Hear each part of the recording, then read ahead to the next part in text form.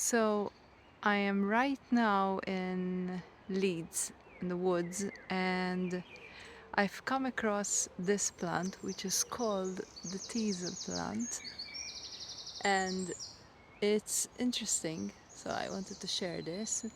This plant is has been used for hundreds of years as a lint remover.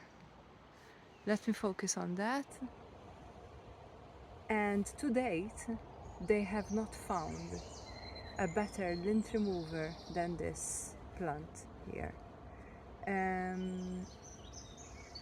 They use it a lot to clean the fabric on snooker tables as well, and I find that pretty fascinating.